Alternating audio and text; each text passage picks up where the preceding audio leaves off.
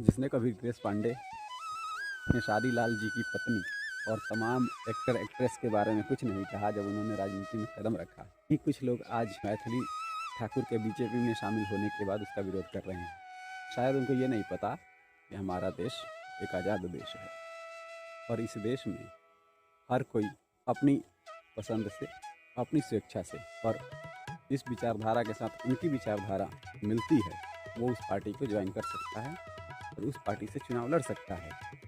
लेकिन जब मैथिली ठाकुर ने बीजेपी के साथ चुनाव लड़ने का फैसला किया, जब बीजेपी में मैथिली ठाकुर शामिल हुई, तब से कुछ लोग मैथिली ठाकुर का विरोध कर रहे हैं और ये कह रहे हैं कि लोक गायिका से राजनीति में कदम रखने के बाद उसकी गायिका की छवि भी खराब हो जाएगी। ऐसा कुछ लोगों का मानना है। लेकिन ये कहाँ तक सच है कि जब कोई भी इंसान या कोई भी प्रिय बीजेपी के अलावा किसी और पार्टी में जाता है तो वो उसकी अपनी पसंद होती है, लेकिन जब कोई बीजेपी में आए तब वो अंधभक्त हो जाता है।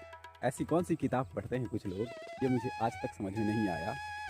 और ये दोहरे रवैये जो लोगों ने बना रखे हैं अपने, उससे ऊपर उठकर सोचने की आवश्यकता है कि अभिव्यक्ति की आज़ादी सो कॉल्ड बुद्धिजीवियों के लिए ही नहीं है, इस देश के और लोगों के लिए भी है।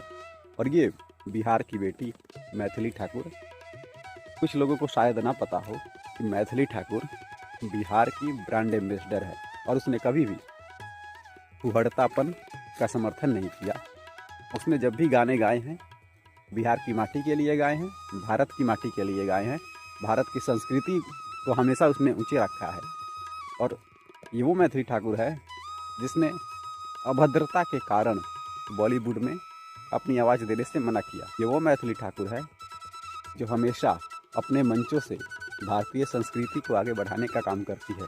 ये वो मैथिली ठाकुर है जिसकी गायकी की प्रशंसा प्रधानमंत्री मोदी कर चुके हैं और बहुत सारे लोग इस गायिका के प्रशंसक भी हैं, तो कहीं ना कहीं बीजेपी के विचारधारा से ही मेल खाते हैं।